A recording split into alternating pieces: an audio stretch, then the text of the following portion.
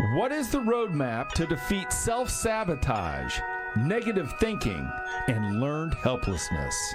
In these unprecedented times, you must get connected, get growing, get certain, and get attitude. The Get Attitude Podcast.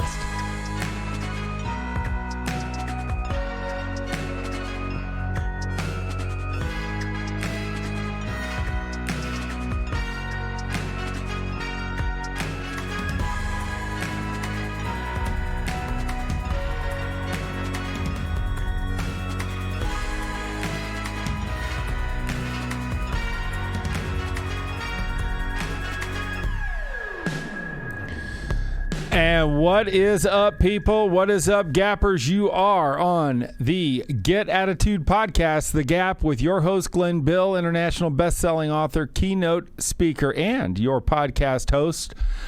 We are here today to help you bridge the gap from where you are to where you want to go, and to bridge the gap to become the person from where you are to who you want to become.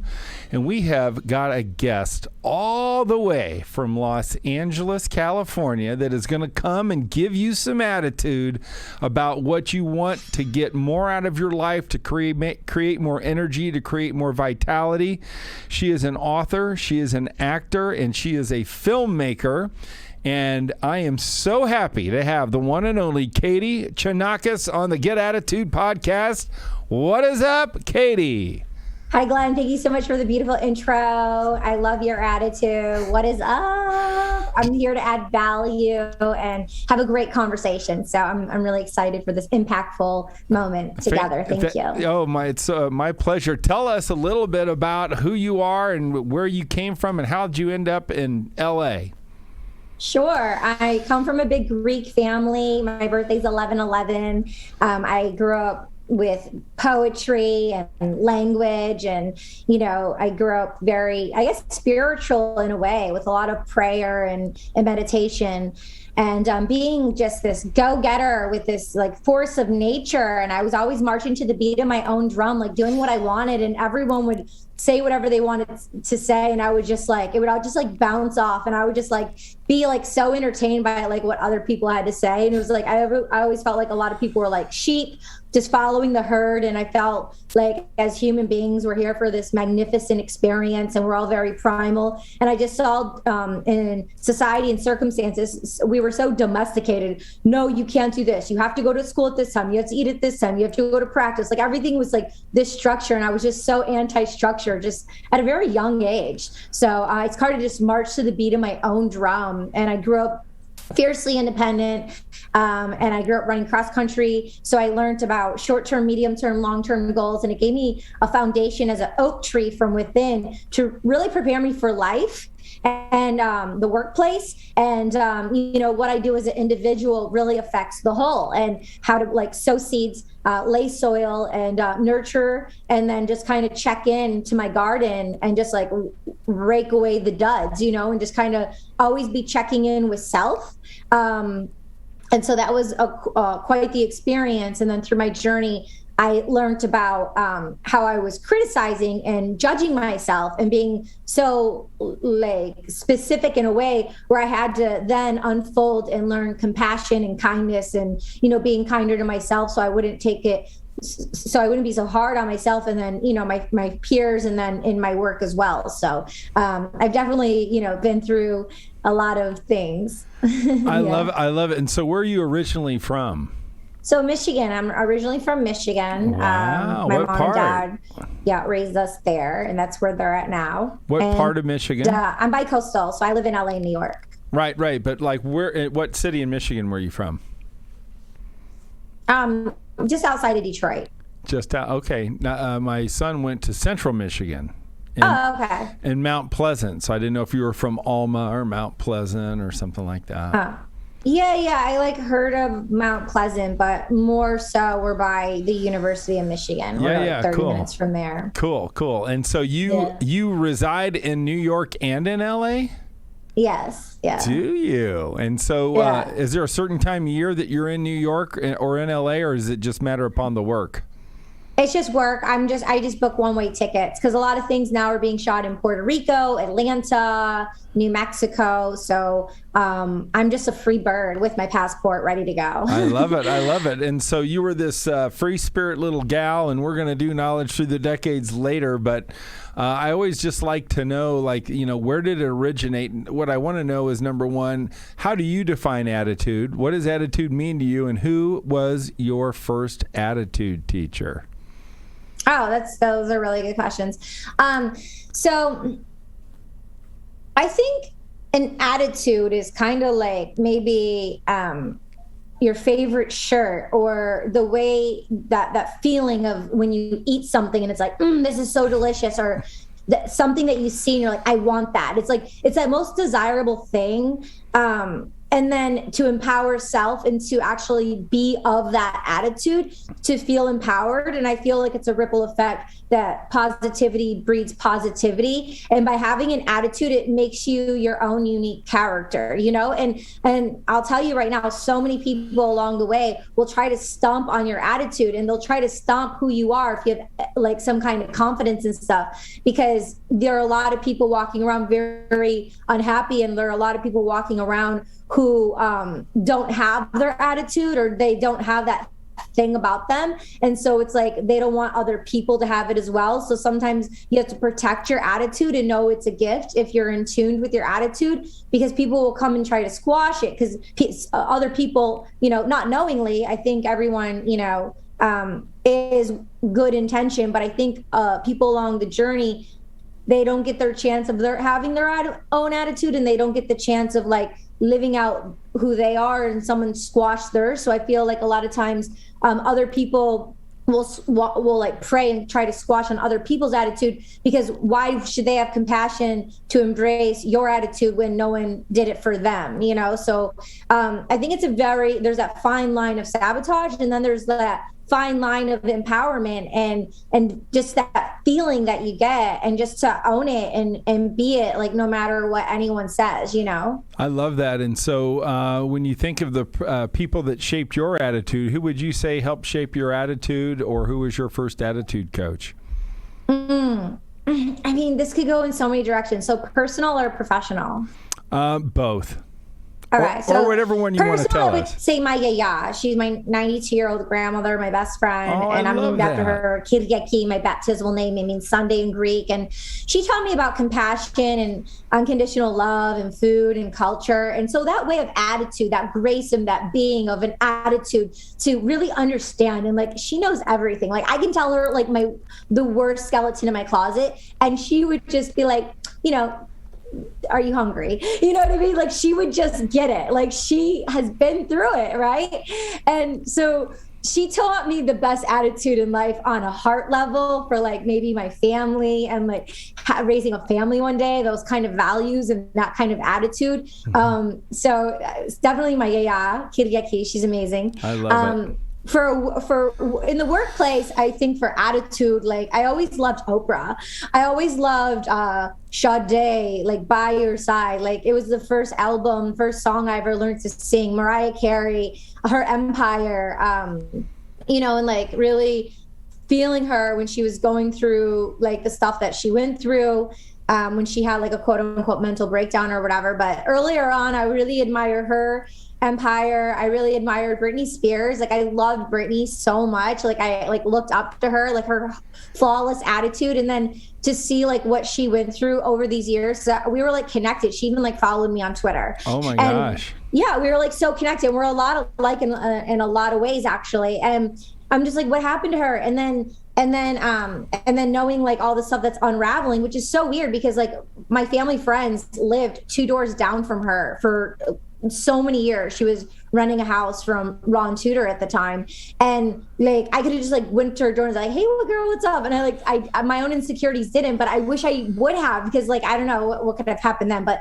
long story short, like the stuff she's been through, and although I'm not in her situation, we're different beings, but I think all the people who spoke out and all the people who like fought for Britney and how trapped and isolated she was, I feel like as individuals, I know I have been, and I feel like we all are trapped in some kind of way and hard to communicate our needs. And even when we're communicating our needs, they're not heard, you know? So I think attitude really, I think you're going to see like a whole new thing from Brittany and from me too, because I feel like you have a certain attitude, and then sometimes that attitude can be like underneath a rock, or like I don't want to say you lose your mojo or you lose your attitude, but things happen along the way, but then you kind of come full circle, and then you get your attitude back. And that's when people say, oh, you make a comeback, you know? Sure. So attitude is so important for your confidence, for life, for how you perceive the world, for who you want to connect with. It's so important. I love it. We got some live comments coming in. It's always so great to have Renee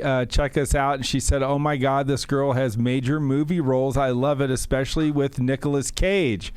So can we, I don't want to leave this one little thing, because I'm a big believer in grandparents and the energy they bring into our lives.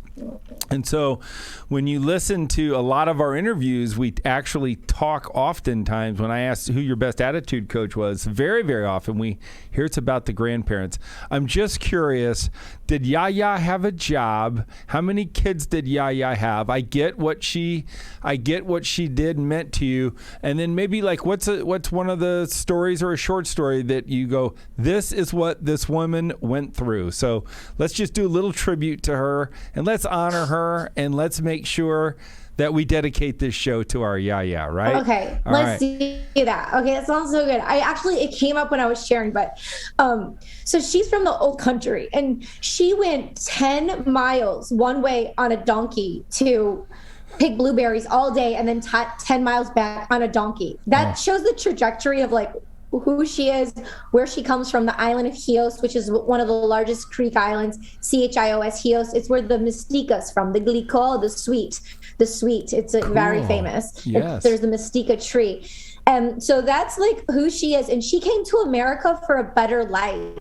And she married my papu, Ephemios, and it's my dad, my aunt, and then my other uncle. So she has 3 children. Okay.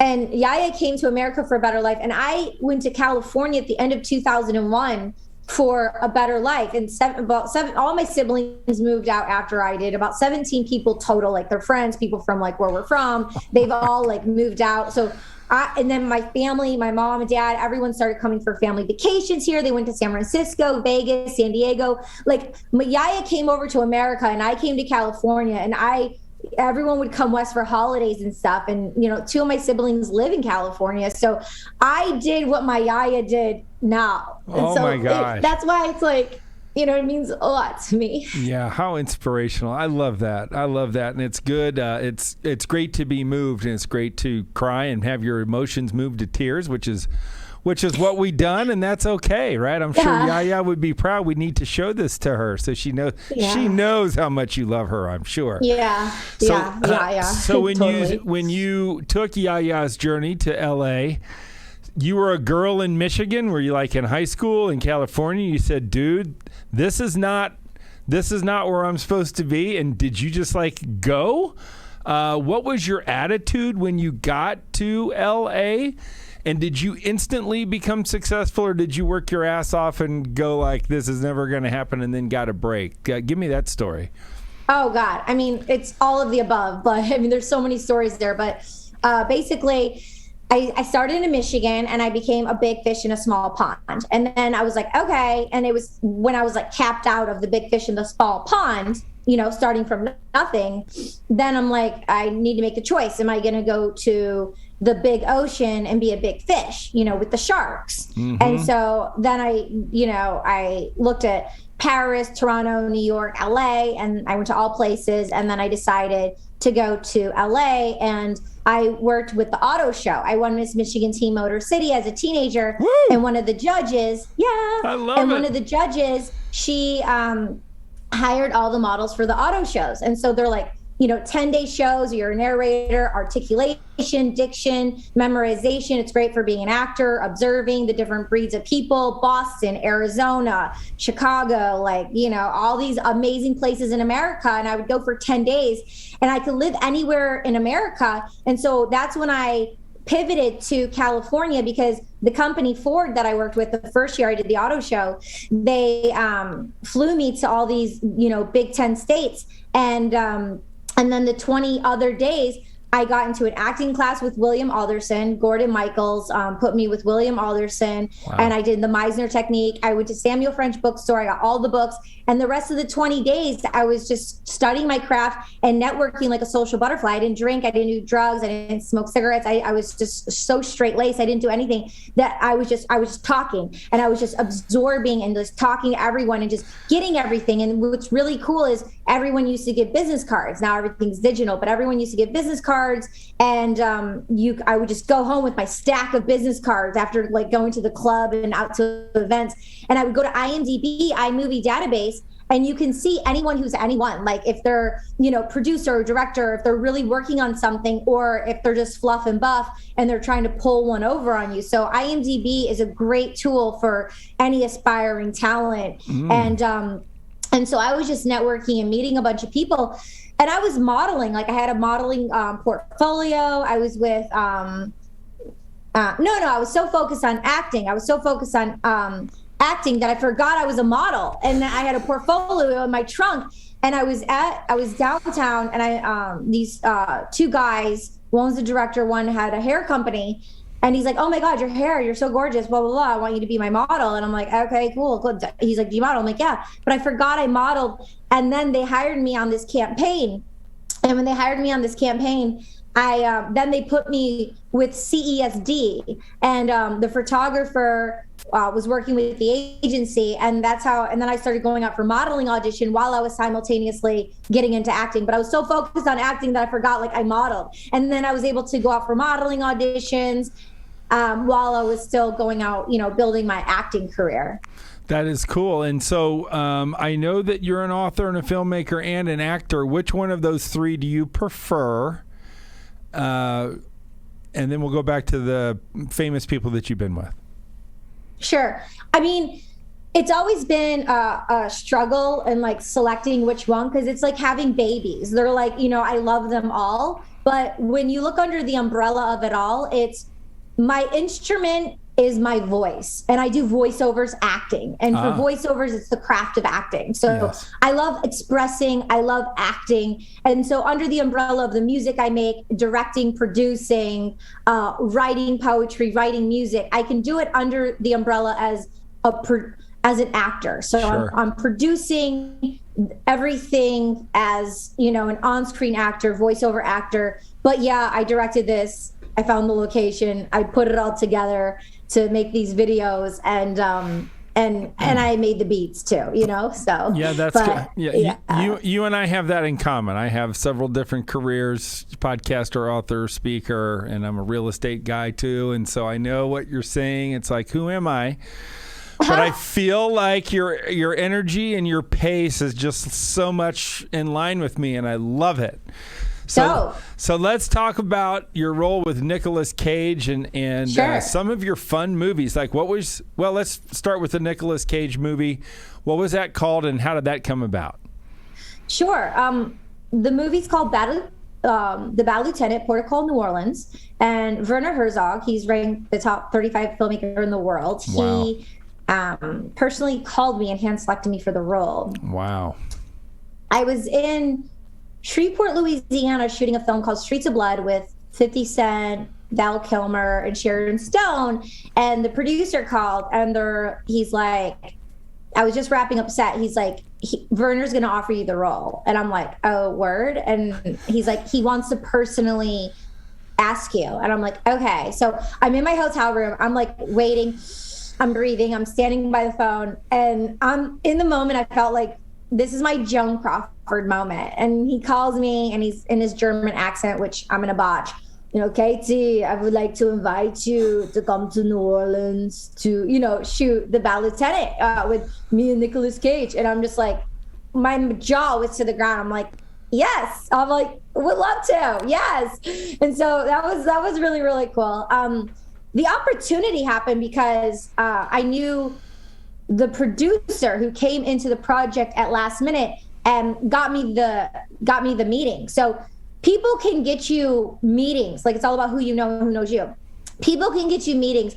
They can like show you the door, but you have to walk through it. You have to close the deal. Mm-hmm. So I was very happy and lucky and, worked very diligently to have this opportunity in front of Jenny Ju, who's amazing. She just did The Social Network. That's so good if you guys haven't seen it. And Joanna Ray, who cast like all of Quentin Tarantino's movie.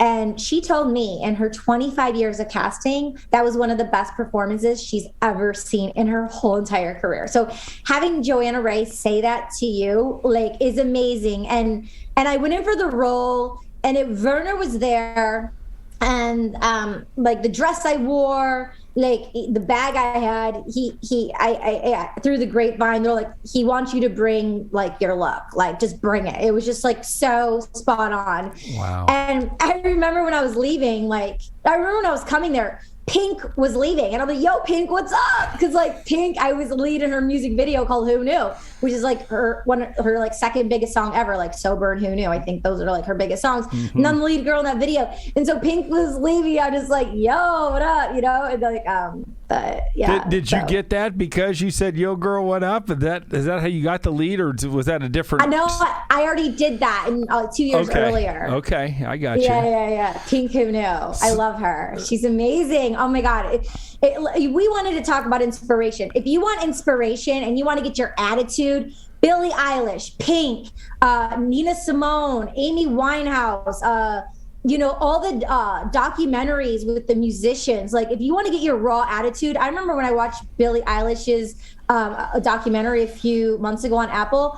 I did a podcast that night. I was so revved up and so inspired. I did a podcast that night, and I had to apologize to myself for being inauthentic. Like, I like to be authentic as possible, yes. But I even had to like check in with myself and be like, yo, like, you've been doing certain things and going on a certain way with your character and your personality and with your attitude, like it's you, but actually it's not you. You're just holding on to something that's not. So it's good to check in with your attitude to be able to dismantle and to get attuned and aligned and not, cry, because we have to grieve and it's healthy to cry, but not be hard and beat ourselves up on it. And just kindly check in and be like, okay, yeah, I was off the rocker for X amount of months or X amount of years, but I know that now, and I'm grateful that I know that, and it's so sacred to me. And I'm gonna harness in my soul, my spirit, and my attitude, and I'm gonna actually just dismantle what's not and get to a vulnerable state of nothingness and allow it to be raw, so I can build my attitude back up again. So when you see Billie Eilish, she is so amazing. Yeah, and Pink's great. I want to be like Pink, like how she tours with her family. Like, that's what I want. I want my kids to travel like with me while I'm performing. I don't doubt that it will happen for you. You keep manifesting that, and it will. When you said you were inauthentic on the podcast, was that as the host of your podcast or as a guest on a podcast? I was a host of my own podcast. I'll send you the link if you want to put it in the show notes. And I just had to apologize to myself. And I had a guest on, but I was able to. She's all over the place. She's all over the place podcast, right? That's yours? Yes. That yes, girl. Yes. Awesome. Okay. And so did you interview Billie Eilish on this podcast? Not yet, but I do have a story because I looked her up after I watched it, and she is with my same voiceover agency, and I almost fell out of my chair. I love her. She's with my same voiceover agency. That's insane. That is crazy. And then, Vox, shout out to Vox. They're like top 5 voiceover agency in the world. I love them. They're great. And when you think about Billie Eilish's, you don't know her, I'm guessing, per se, right? But you have had instances with her. What's her attitude? I haven't met her yet. Mm-hmm. I haven't met her yet. Okay. Yeah, she's definitely mysterious. I love her mystery, and she's definitely a beautiful, sensitive artist. I'm an empath and an HSP, so I can, I love looking at other musicians and artists, and just seeing how sensitive they are and being able to appreciate their sensitivity, because sometimes people will pray and berate people who are that sensitive, but it's such a gift to be that sensitive. So if you have sensitive people in your life, to be like, oh, you're so sensitive, or da da da, like you're actually insulting their character. It's like, it's not okay. It's like, it's not honoring who they are, and it's a part of their attitude. You know, it's a part of, you know, their being and their spirit.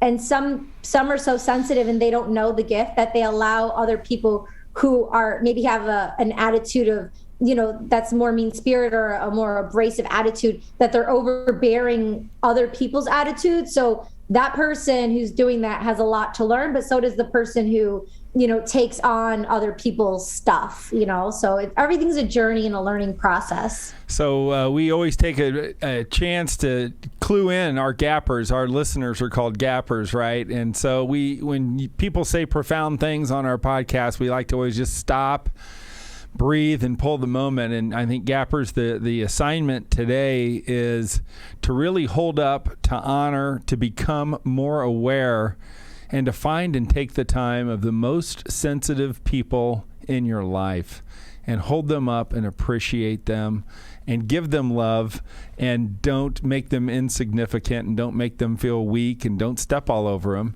And that assignment came from the one and only Katie Chonacas. So Katie, thank you for letting us get to our action item for the podcast. So that's so cool. I just love that. Thank you. Two things I would like to say. Well, thank you. And then, you're so me. I can't even stand it. Okay, you're funny. Well, I can't wait to see what we're gonna do then. It's like, what are we? Again, I was like, what are we gonna do though? How fast can we really go? So, okay, a couple things. One, more homework and takeaway. Gabor, Mate, M-A-T-E, The Wisdom of Trauma. You can YouTube them for 16 hours or whatever. Learn a lot about trauma and the stuff we're talking about right now. Esther Hicks, Dr. Joe Dispenza, Caroline Myss, M-Y-S-S. She's a mystic intuitive. She has like 13 books on Overdrive. It's an app. You can download it for free. It's through your public library. You can listen to Caroline Myss and get tuned into the stuff we're talking about. Love it. Ram Dass, Be Here Now podcast. So Esther Hicks, you know, she's on Spotify. They all have podcasts. So these people will help one go on their soul's journey to learn more about themselves and then learn more about others. And you've done this. I've studied all of them for years. So I know you love music, I can tell. Do you sing? Do you play instruments, or do you love it because you can't do it?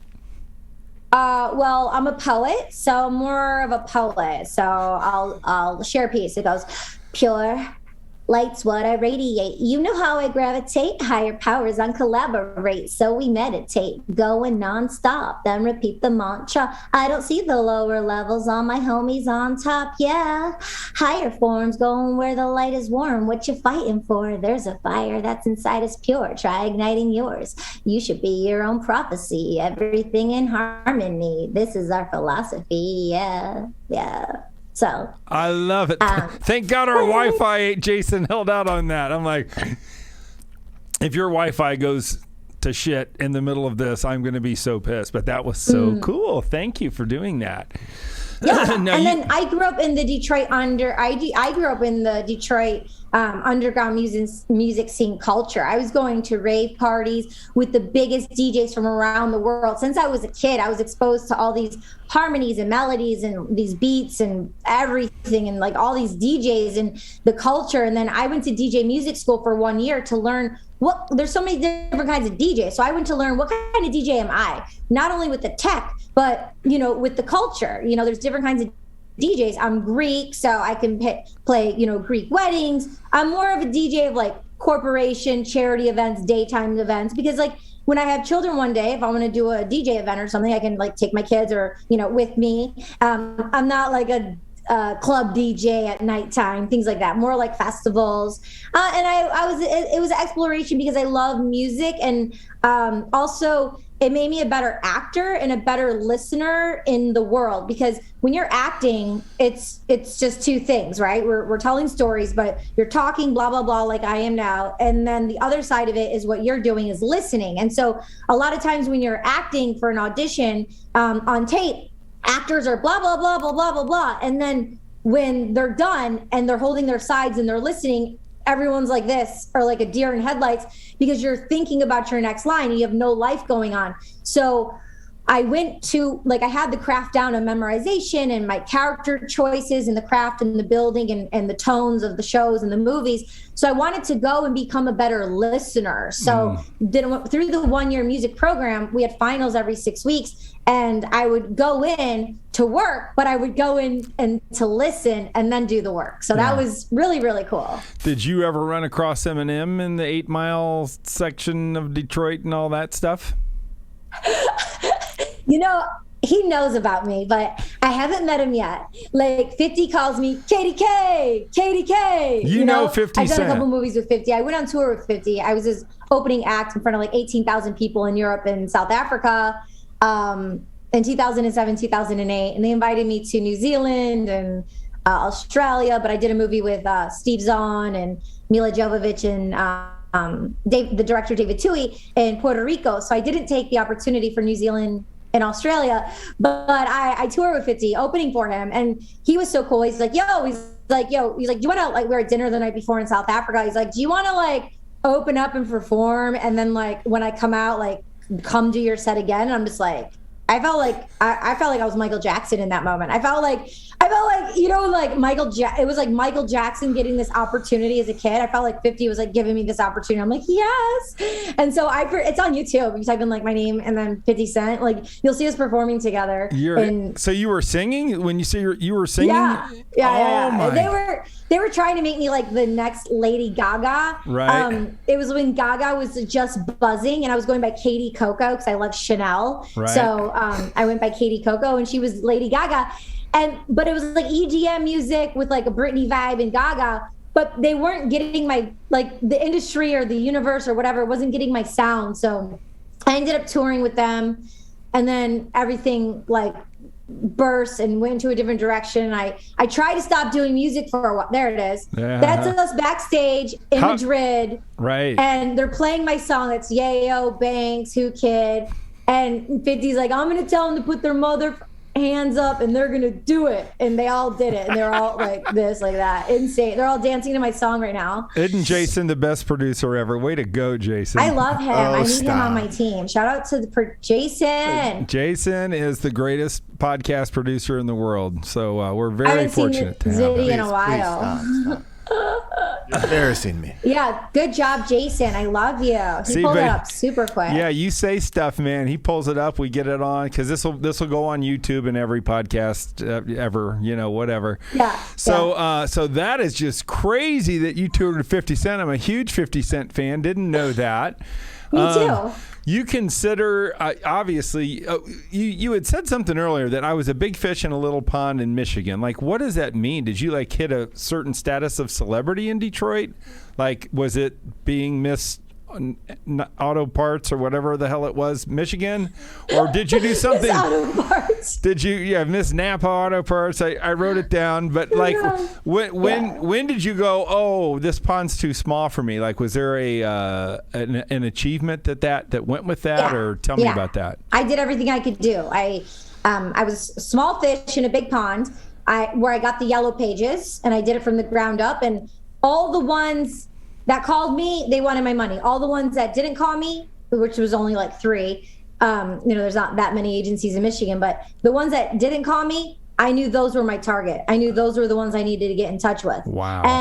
And so I started promo modeling. I started doing commercials, and then I did a documentary. And I did everything. Films weren't being shot in Michigan like they were during, during the boom when they had the tax incentives.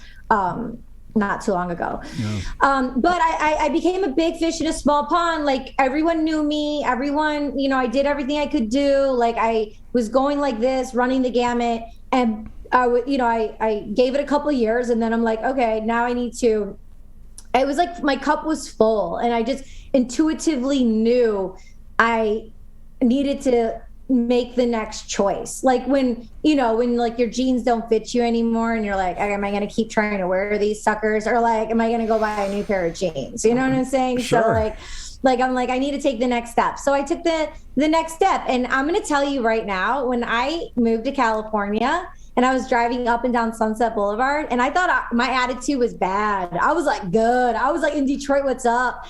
And when I'm driving down Sunset, I felt like Reese Witherspoon and like Legally Blonde or like Sweet Home Alabama or something. I just felt like this like little naive, innocent girl, like in this big bad city, with like knowing there's prostitutes on Sunset in a certain area, knowing there's graffiti, and just seeing everything kind of like run down in a way in like a certain area of Hollywood. And I remember going to like the mall, and I felt like I needed, like, I thought my wardrobe was just like small town farmland. And I didn't grow up small town farmland, but I felt like it was small town farmland. So I went to the mall and I went on a shopping spree, and I got like all new, like bad, clothes to give myself an attitude of like polished LA, like, and so I did that. And that was really interesting, on a sensorial level of like how I felt, and one short story, I remember like going to this one club, and there's valet, and driving up, and the stuff I pulled in Detroit, Michigan, of driving up to a club and telling the valet something, he just looked at me and he just like called me out. And I'm like, and I thought to myself, I'm like, I'm like, these tricks aren't going to work here in LA. I'm going to have to up my game, with the valet. Cause they called me out on like whatever I told them that would work in Michigan normally. I'm like, that's not happening here in California. Oh my God. That's so good. How many years ago was that? Well, I came to California. It's so exciting because at the end of 2001, so it's 20 years right now that I came to California 2 decades ago. Oh my And gosh. that probably happened, in 2002 or 3. Wow. So you've been at this a little bit, girl. Yes. I've been at it. And, I left LA for a while, and I was traveling the world, and I was in Atlanta. I went to New York, and, now I'm here in Los Angeles, and I feel afresh. I feel that same attitude and vitality of when I originally came at the end of 2001. I have that sense, that same vibe and sense from when I came here 2 decades ago, except now I have my body of work, my mentors, like I know the industry inside and out. Things have changed. I'm open to change. My attitude is so open, calculated risk, but pivoting and being open to opportunities, the power of yes, the power of no, the power of putting myself first and being integrous with my word and my passion and my craft and my ethics and my morals and my values, and not being swayed any which way by no matter what anyone has to say. And it's like just having that strong 2 decades of a foundation, but feeling so invigorated and like young and fresh. I'm like a bullseye. Like I'm so focused and I'm so excited. It's really, really exciting. I love it. We believe and we know, because it's been proven, that people, after they come on the Get Attitude podcast, karma follows them. That's really positive. And what I keep thinking about with you is the ladies, well, even the men, listening to you, thinking, oh my God, I wish I had this attitude. And I feel like you're actually speaking what you're feeling and vibing into the listeners, like through their freaking iPads and earbuds and all that. So what you're doing is not telling your story. I really believe that you're planting seeds in other people's lives that are listening to this podcast all over the world. We have a nice big audience. So thank you for doing this. This is so good. Let me ask you, go ahead. Well, what I want to say, because I love that you pointed that out. And what I want to say, Glenn, is this, okay, to you and the listener and to the person watching. We showed up for you. That's why we're here. And what you just said, it's an energetic exchange. It's a vibe. It's a vibration. And on a cellular level, in your prefrontal cortex, in your emotional, in your lobes, in your hippocampus, this energy is coming through the mic and through the screen. Yes, so it can have a sensorial effect. So it can shape shift so you can lead your best life. Like when I was a kid, I read Success Through a Positive Mental Attitude through Napoleon Hill. And when I was reading that, I'm like, oh, I'm already like this. I'm already like this. Yeah, these are cool. These are cool. I've read it a couple times since then. So definitely have that as like a Bible, Success Through a Positive Mental Attitude. Definitely check out She's All Over the Place for more of my vibes and wisdom, because I show up to make an impact and to shape shift your life so you can rise to the occasion. Like Kundalini is all about like the energy, right? So we can be very dense in a lot of ways, from people we listen to, from what we're watching. So if you're watching TV, turn off the TV. If you're talking to someone for 45 minutes and you have to talk to them once a week, but they drain your energy and you're complaining and you don't like to do it, and you're talking to them, but you're half listening, talk to them for 15 minutes. Get your time back, like get your energetic stratosphere back. You know, I have to position myself with the canvas and just have a blank canvas to be by myself in solitude, to not listen to the distraction and the noise, because everyone will try to suck up your time and attention, and misery loves company. But that pity party of a misery, like just dismantle anything that's not serving you. And if you don't know how, just write it down and just know what it is. One step at a time. Do take steps that you want in the good direction. Take one step at a time of what you do want, and that builds and builds and builds energetically. I love it. I love it. That has so much to do with like the 3 questions you need to ask yourself. Who am I hanging around? What are they doing to me? Like, what are they having me reading? What are they having me writing? What are they having me looking at? What are they having me listen to? And the 3rd question is that okay? And people all need to ask themselves about the people that they're hanging around. And then there's 3 answers, which you went through, which is limited association with those people, limit it. Some need to be eliminated completely. But what I love to focus on is increased association. Who are the people that I can increase my associations with to help me with my attitude, to help me with my energy, my outlook, and my destiny when it's all said and done? Yeah. I want to ask you that certainly you've had heartache, certainly you've had failure. But I know you eat failure and adversity for breakfast would be that's attitude boost number 8. I'm going to send you my book. You'll get it. So if you just share with me like a time or a story that, hey, I failed. There was adversity. And then tell me how you got through that, because you know what? We all have 2 things in common, relationships and problems, right? So just would love to hit on your adversity story and how you got through it, and what you would recommend to people that are listening that are in adversity right now. Yeah, it's a really good question. I'm like, which story should I tell you? Because if you want to see someone who's successful, like just ask how many times they failed, because I failed so much. I guess one thing I would say is, it's a financial thing, is I was investing time, I was investing passion, I was investing energy, I was investing my talent, I was investing everything for my craft, for my business, for myself. The one thing I invested, for example, like my laptop, my tech, my lighting, like I invest in like, you know, things, coaching, things like that. I would invest things like that. But an investor, I wanted like an investor, right? And then I heard, you know, when I was a kid, like even the most like, you know, wealthiest people, they don't invest their own money. They get other people to invest their own. Like we've all heard that kind of quote, right? You get other people's money. And so I was always wanting to get investors, and being a kid in a quote unquote, what I heard when I was a child was a man's world, like choosing to be a business woman and to take myself seriously. I was always looking to men for mentors instead of females for mentors.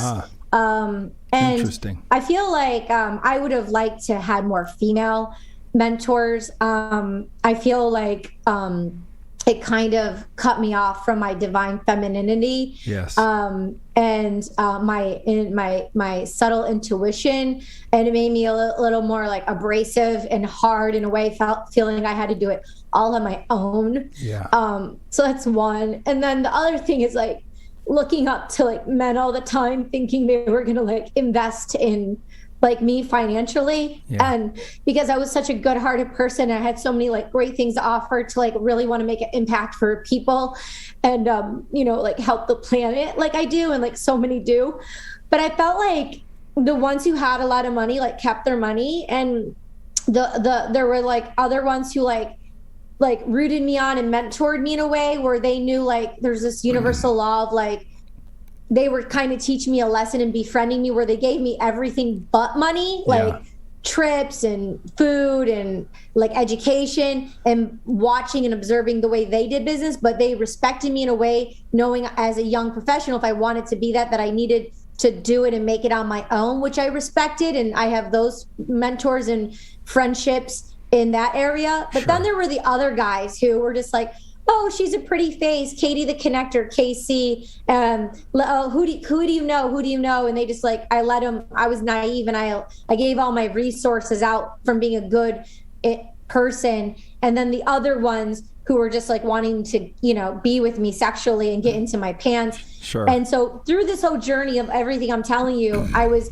wanting an investment outside of myself. So actually at the beginning of the pandemic, I was able to dismantle everything and just go so inside. And, you know, the little girl blueprint of my 2 decades of experience, of my little girl dreams, and going out into the world and then succeeding with all those things, mentor, success, all the areas that I wanted to accomplish. Yeah. And then checking back in with myself and reflecting from when I was a kid of what I wanted, what I've accomplished, what happened the last 2 decades, dismantling it, reflecting, and then creating a new blueprint for myself. And I pivoted and made the choice to financially invest in myself the way I wanted all the other people to do the last 2 decades.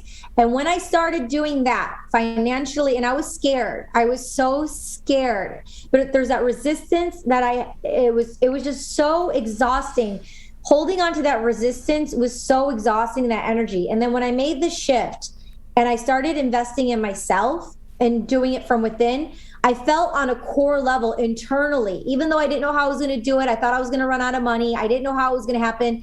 Like I started becoming so tight within that all the pieces just like came together, where I became like this oak tree inside. And then all my businesses just got on their own caboose instead of them getting there and then like, instead of takeoff, falling and sabotaging and just getting there and then sabotaging, falling, they all got on their own train tracks and like left the station, and they all have legs of their own. So the biggest, you know, takeaway is that's huge. If you're scared, just invest in yourself. I love it. I'm so happy I did. And I'm just going to keep investing in myself. I'll send you the transcription of this, because what your monologue should be the prologue to a book called The Female Entrepreneurial Tale.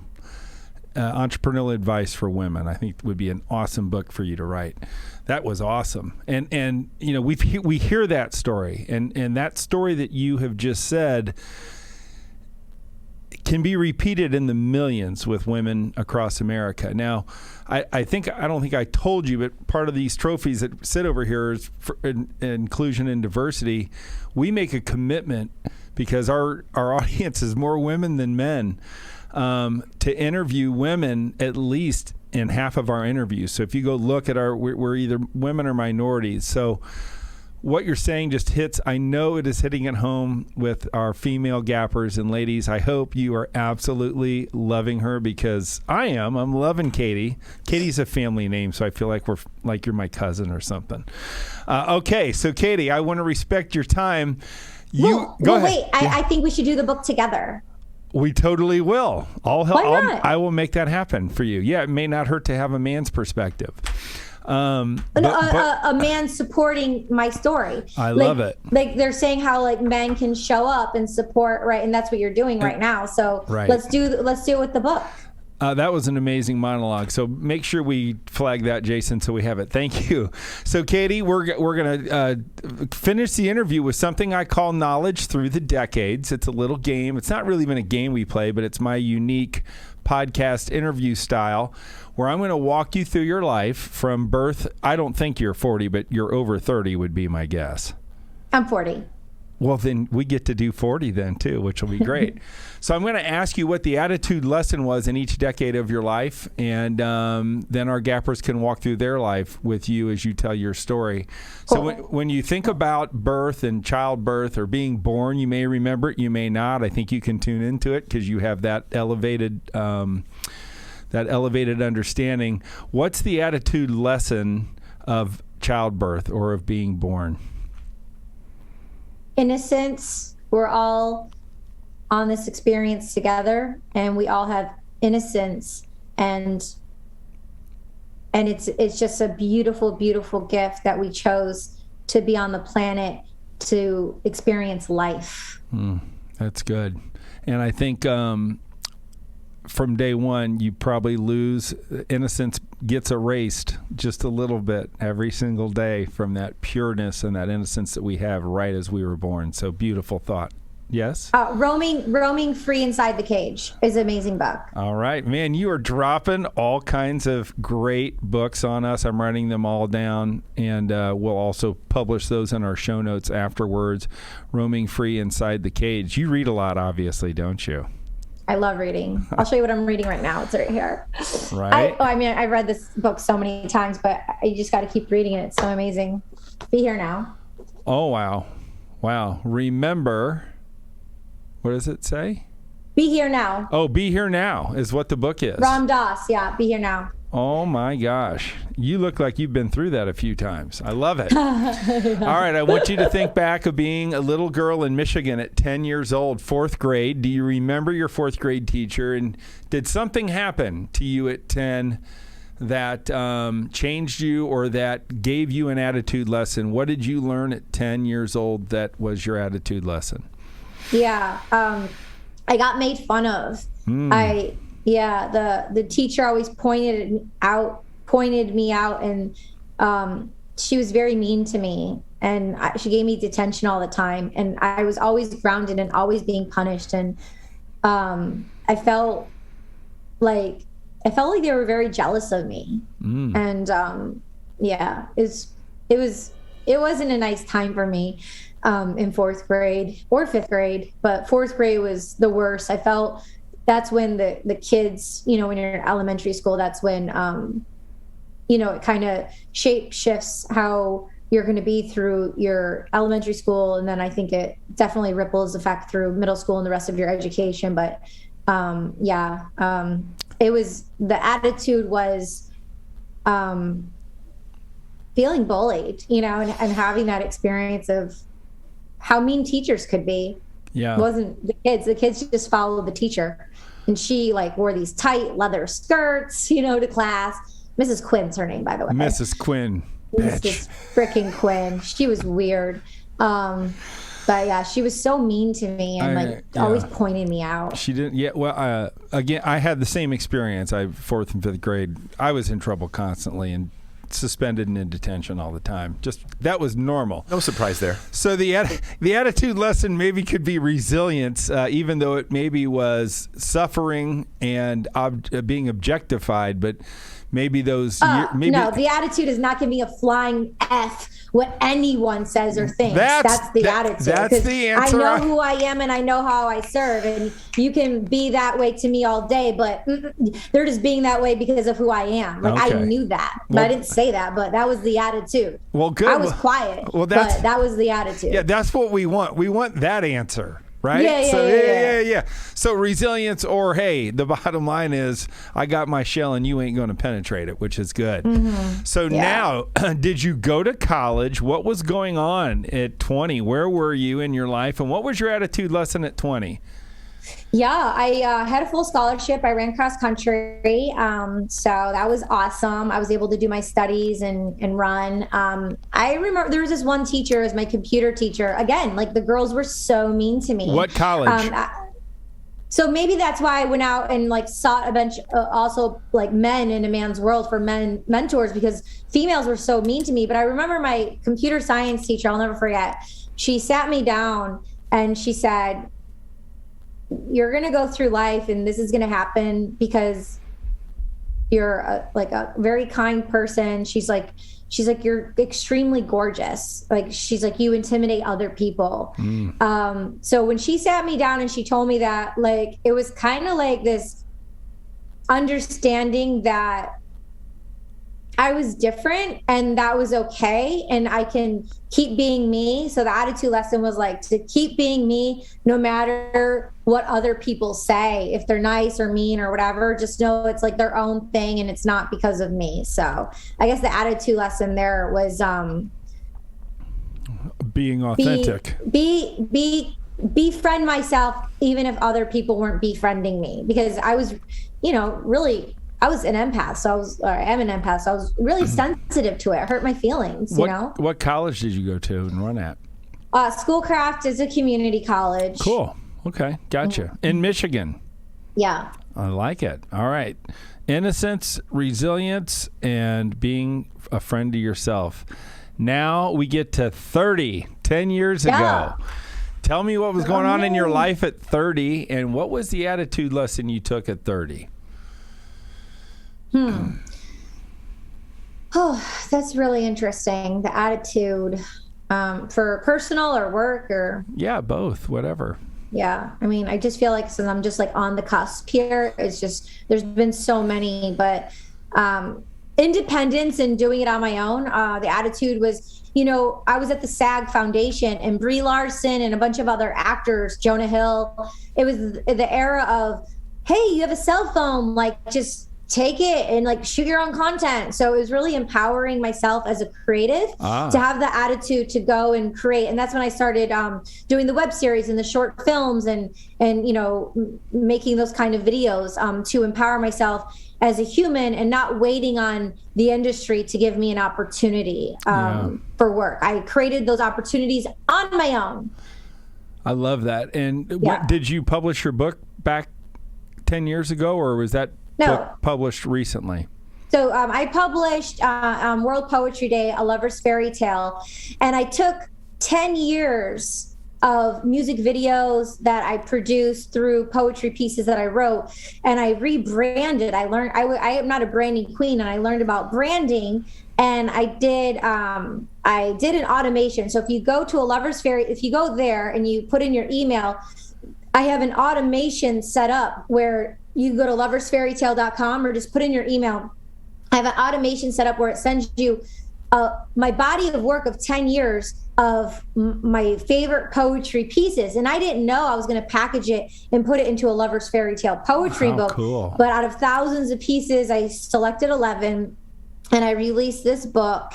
And, that was really empowering. And how that happened was I always wanted to be a published author, and there wasn't Amazon and those kind of things when I was 12. And I went through my journey and the hoops and the struggles of finding someone outside of myself, once again, to approve, to like my work, to get the approval for it's the right brand deal, the right book deal, the right blah, blah, blah.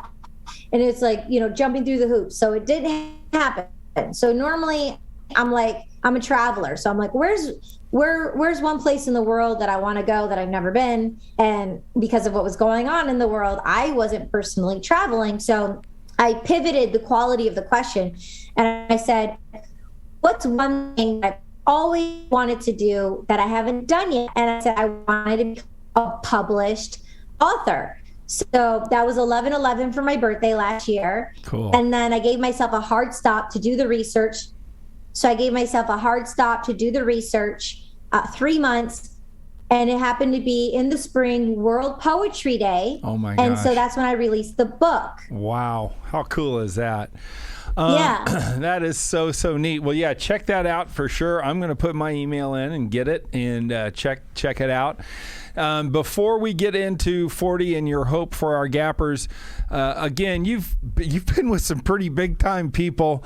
I always say people don't understand the power of celebrity. I just love to know, like, Who was the major actor that you did stuff with that just blew you away with kindness and attitude? And what's that story, if there's a quick one, where you're like, wow, this person's extremely cool and their attitude is beautiful? And well, I know we already talked about Nicolas Cage, but he was pretty awesome to work with. Like, it was gritty, and the work that we were doing, and it was a close set, and it was just so intense and so intimate. And I feel like I'm like that as well, like very intense and intimate. So it really, really comes up for me. But also, you know, another thing that comes up for me is Samuel Baer. Like, he directed me as it was a feature film in Pink Sunu's video. He did the Cranberries, Teen Spirit, Nirvana. Like, he was like the go-to music video director. Wow. But then after Pink Sunu, he went to direct feature films. And so working with him as a director, I love the way he directed me in the video. And when you watch it, you'll see you're watching a movie. It's like, you know, the girl and the stories is so powerful. I'm going to binge Katie Chonacas and watch all your stuff, and then call you back and let you know what's up. I love it. Yeah. So I know you're not supposed to tell your age in LA, so we can edit that if you want. What? Your age. No, it's fine. I don't care. Yeah, and that a girl. I knew you didn't. I was thinking back to your 10-year-old. Of course you don't care. So what we do is I'd love to know, when we say your attitude lesson at 40, what is your attitude lesson of the present? But more than anything, what I want you to do is just talk directly to our people about the hope you have for them, about the wishes and good intentions and good vibrations that you have for the people that are listening to your voice. This is your time to give our gappers your message of hope. Ready, go. Okay. The first thing I would like to say is I love you unconditionally. I really, really do. And on your worst day, you have it better than most.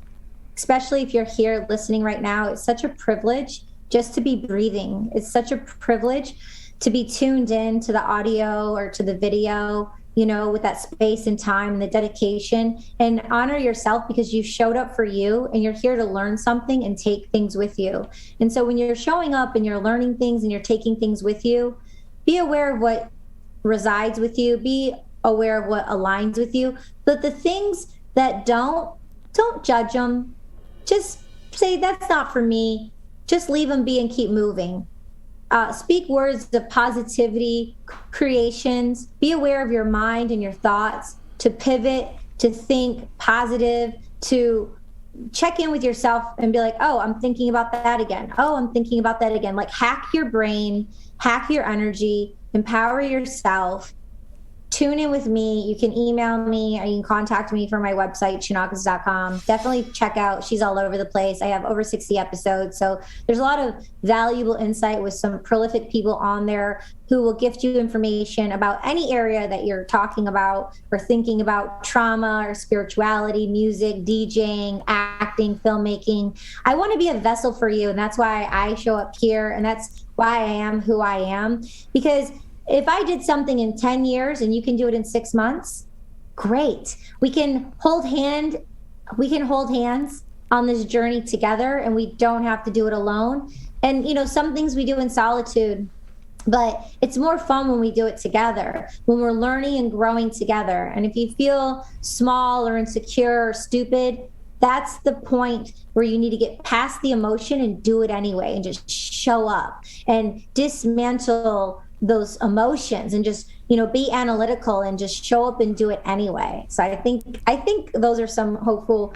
words of wisdom for you. And if you want to know anything else, just like reach out to me. I'm here for you. I love it. And that is future Oscar winner, Emmy winner, and Pulitzer Prize award-winning writer Katie Chonacas, giving you her hope and her love to all you gappers.